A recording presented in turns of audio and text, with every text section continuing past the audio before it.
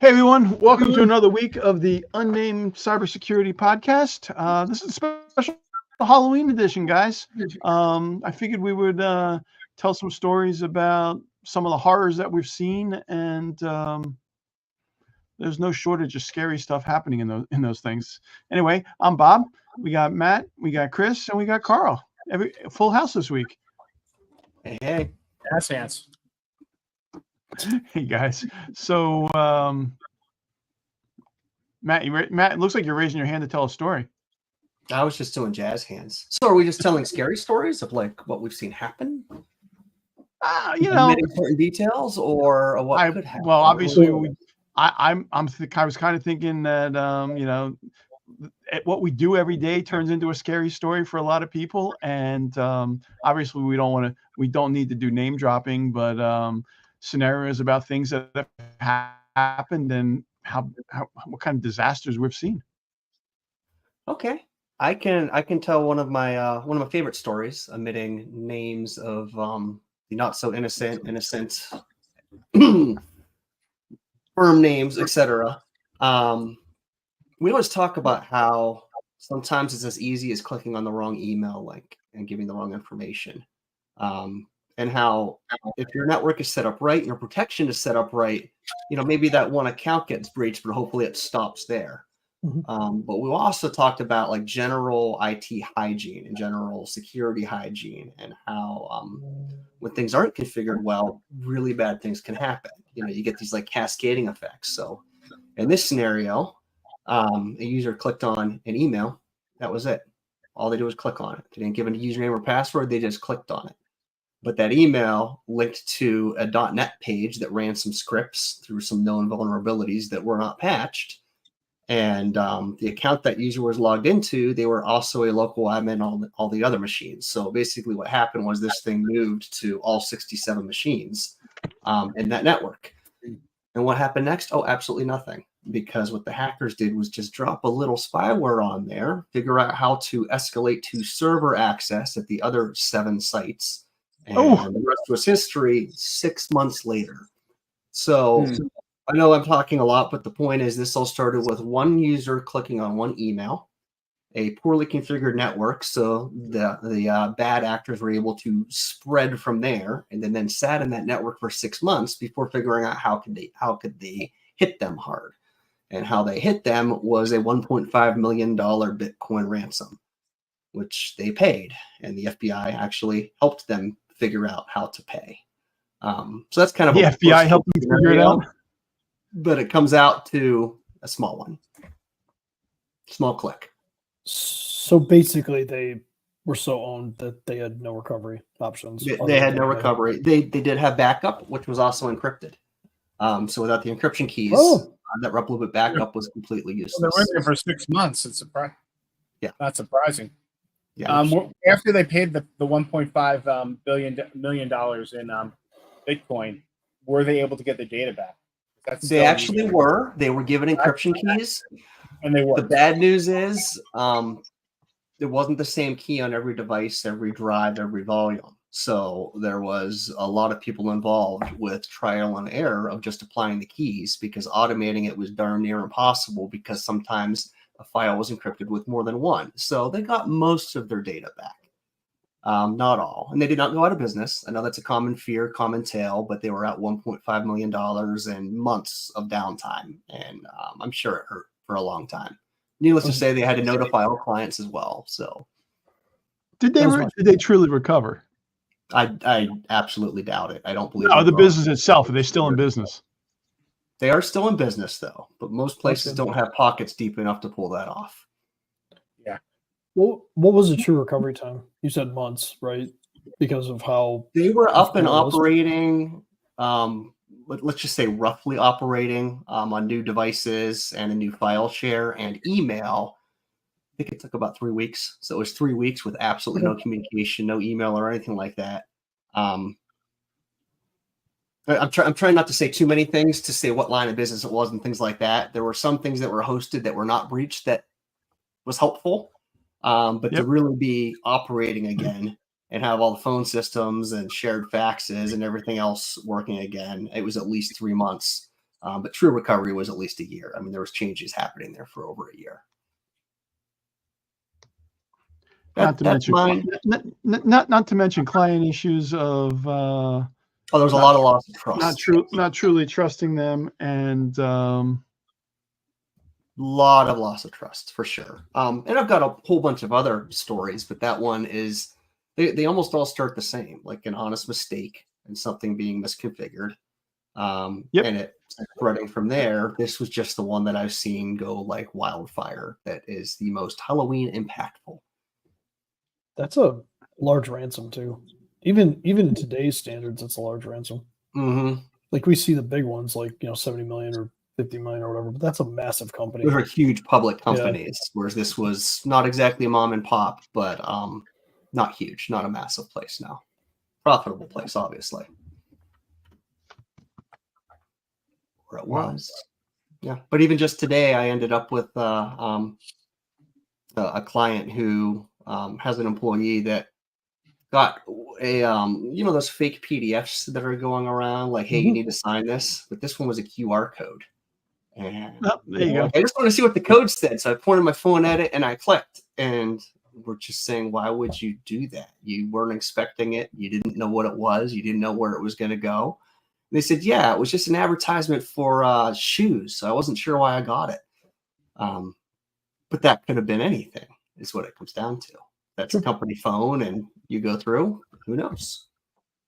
I did a blog post a couple months ago, Matt. That was how Diet Coke can impact your cybersecurity. And it was just that. It was sending out a fake coupon to get people to click on stuff. That's pretty good. I like that. Matt, were they nice shoes? Probably not. I don't know. I like to think so. I'm partial to Clark, so unless it was Clark's or Johnson Murphy, I don't know. In the last week, I've got something like 30 PayPal requests sent to one of my PayPal emails. Well, that's weird. Like just with random dollar amounts. They're just trying to get you to click and enable the transfer, but it's wild. Yeah, I'm like 30. It's ridiculous. Mm-hmm. It's like every day. I only got one. I feel left out. Yeah. Oh, I don't get anything. I keep on sending him to Chris, so he's not paying him. Yeah. Gotta send him one now. So Chris, what kind of horror stories you got for us?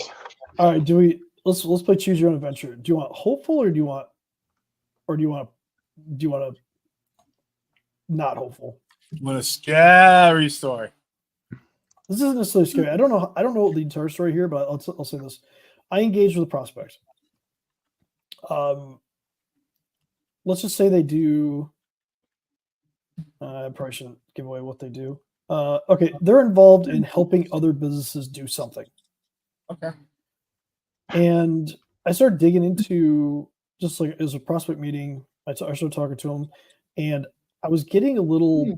You ever get that feeling sometimes where you're just like, this really seems like we're going down a path that we shouldn't be going down. Like they're doing stuff that's shady. They're doing stuff that maybe they shouldn't be doing. You ever get that feeling when you're talking to a prospect? Yep. Okay, cool. So I was getting that feeling. As I dug deeper during the discovery call, I got down to they were doing backups to one of the owner's house. They were using somebody that had a job as their IT, but was never available during the day, was only available to do things at night. And when you start asking them about backup and disaster recovery, incident response, all this stuff, they had no answers for it. So I'm like, cool, you know what we should do? We should do a cybersecurity risk assessment. Let's just go ahead and do that. Let's get scheduled. At least we'll give you some insights and some, after we discover all this stuff, we'll at least give you something actionable that you can take. And they told me no. So I'm like, all right. Tried to reach out to them a few times. They said that, they were just going to go with the cheapest option. All right, fair. It was 9 months later from the time I talked to them that they ended up on a dark web ransomware site. They got their backup. They got all their files. And I never saw one mention on their website or one public mention that they had been completely pwned. Wow. So I have now a list of a company. I have a company on my list that I would never do business with because of that aspect of it. I did reach out to them after I saw them on the dark web, and I asked them questions, and they just kind of blew me off. So you can only help those that want to be helped. truth. And so as soon as you said something about backing up to the owner's house, we had a client, a prospect, reach out to us. I don't know, it's probably about 12 years ago now, where their IT guy decided he was going to save them some money. And he put a NAS at his house, and he started backing up all their SaaS data, because these guys were actually running an early SaaS. They were running the early SaaS platform. He backed up all their client data that we're putting in the system into this NAS sitting at his house. That was all well and good until it came time to do an update to that NAS. Well, that NAS got updated and got set back to factory defaults, which allowed anonymous access to the box. So Google actually found it and indexed it for him. This company started getting phone calls. It was like, why is our data sitting on Google? So when it reset, it probably used universal plug and play and then got published to the internet. It enabled anonymous FTP. And it was forwarded through for the firewall to the internet. Yep. This guy didn't understand firewalls or anything. In fact, some of the stuff in his office when I talked to them was actually sitting on the internet. Like copiers were sitting on the internet just so we could get to them. So yeah, this was published to the internet, and Google indexed it. This company had to report in all 50 states, and it still shows up to this day. When new prospects do their due diligence on this client, it comes up and says, "Oh, what was this data breach back in, I don't know, 2012, 2015?" Bob, do you know how hard it is to get our information up to the web so that people pay attention? Yet this company was able to get everything SEO to all 50 states. I mean, that's amazing. You have inspired me a new marketing idea. I'm going to set up a honeypot, and it's going to look like I leaked a bunch of company data, but I didn't. Somebody's going to tell me, and then I have to report it, and I'm like, I don't report anything. See if I make the news. I'll give you a story, but this one will be a little hopeful. Okay. We all do our quarterlies with our clients, and this is early on in my career. I have a client that runs an industry that's in compliance, and I said, we need to do we need to do cloud-to-cloud backups. And he said, no, we don't. And for those that don't know, that meant we wanted to make sure that Microsoft 360 was backed up to another service. And said, I don't need. And so I forced him. I said, I'm not going to be able to work with you if you don't do it. So he grudgingly did it. Years went by. And then earlier this year, he said, hey, I just went to one of my employees to look for an email because we're now getting a subpoena for something that happened, back 6 years ago about an email we sent out. So we can't find that. And they were panicking. They were having their little horror story. But fortunately, I had backed up all of their stuff because she had deleted. She was only keeping 2 years of email data on her computer because of space, but I had all of it backed up. So he found out that the client, the person who sent the email was forging it. They were trying to trick him. But we gave him a treat by recovering the right email. Ooh. There you go. Interesting. So you know how you were just talking, Bob, about that FTP, anonymous FTP? We took over a client once, and they had their VMware published on the internet. Oh, there you go. Yeah. So for those that don't know, VMware is a platform for managing multiple computers, all multiple servers out of one. And you mean like the hypervisor? Sorry, I'm shocked. I'm sorry, Bob. I made it up. It gets worse. So luckily they never did anything. Oh, yeah, they had that too. I'll list services in a second. So basically, like Bob said, VMware, it's one of the most popular ways of doing virtual machines. So you can use one piece of hardware. You can run multiple servers. In a business situation, a lot of times you might run 8, 10 VMs, maybe less. What you don't want to do is publish that interface to the internet, because then it's an attack point, right? And VMware's had a rough go with security the last 2 years. And they actually have an open vulnerability right now that they patched in September that's not fixed. So if you had this open to the internet, which is a big no-no, it could be a big deal. But this customer, when he took them over, had VMware publish to the internet. They had iDRAC for their Dell servers published to the internet.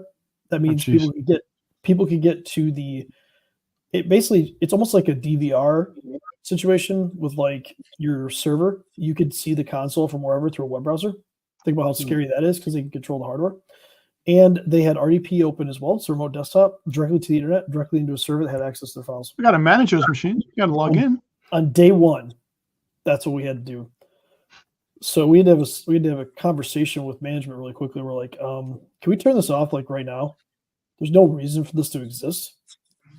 And we got clearance. We got clearance to turn it off, but it was wild. I'm like, you guys are so lucky, because this was that time when RDP was really getting hit with ransomware. It was being exposed. Not to mention leaving like their entire infrastructure enabled via the internet. Like, it was wild. I'll never understand why people do that. It seems like, I guess it's like Windows. It's like 2000 mentality. I guess like early 2000 mentality. Yeah, poor things. I mean, no one knew the doors were there to walk through back then. Now everyone's knocking on every door. Think about this, Chris. If they had access to the VMware console, and they could have just spun up their own virtual machines out there to do whatever they want for months. I'd be mining Bitcoin. No. Well, there's been and no one would even see it. Yeah, and there's been a lot of ransomware that if they can get access to vCenter, they can just deploy ransomware, so they can actually shut your VMs down and encrypt them all. Yep. So that's a problem. And they didn't have very good backup. And by they didn't have very good backup, I mean they didn't have backup. It's usually not good backup. There's no backup. Yeah. So that was day one. That was 6 years ago. So obviously different spot now, but they're lucky. They're extremely lucky that nothing bad happened. All right. Anyway, guys, I think we probably scared people enough for this one. It's Halloween. Let's let everyone. We're gonna go into the Thanksgiving Christmas season coming up after this. It starts. Christmas has already started 2 weeks ago. I think we should do a Thanksgiving episode where people really give thanks that they don't watch the episode. Like we make it. We go really dark on this. Hey Chris, I've been polling our fans and they're amazing. We have them all over the country. They've been checking in. I mean, when Matt showed up in San Antonio, Texas, he was being swarmed by thousands and thousands of people. 100%. It was wonderful. It reminded me of Ringo from Help. You know, it was really just he's the Ringo of our group. What a blush. So well, I like to think. I'm so glad they paid the ransom to get you back when you were kidnapped. I mean, it was wonderful. That was fine. I was just disappointed how low it was. You know, 3 empty bottles. My God, I mean, they were Michigan returns, so at least it was 30 cents. Oh, jeez. Now you're just dogging on Michigan? Oh, man. Cents. Well, no, you guys, you charge more for your empties. Yeah. I'm still trying to figure out how to ship them to you to make that double up. Dude, that's a crime here. So we're gonna people on the internet. Yeah, it's a crime to do that here. Yeah, that's a stupid. That's not gonna happen. Great, stupid. Anyway, love the state. But yeah, just be on the lookout, guys. Between now and the rest of the year, no problem. Kind of a scary time. And that's my cue right there. Hey, Matt, your sign Ringo has left the building. Ringo is leaving the building. My sign that said "Do not bug Daddy" in meeting has failed. So did you read? I will bid you adieu. Matt. Question for our listeners: can she read? Of course, she can read. She actually just said I can't read it, so that's the other two. However, now we got two. Now we got two. Once the first one goes through. Okay. Bye, guys. Honestly, you just got our views way up, so that's awesome. We just got our views have increased by 500%. See you next week, guys. All right.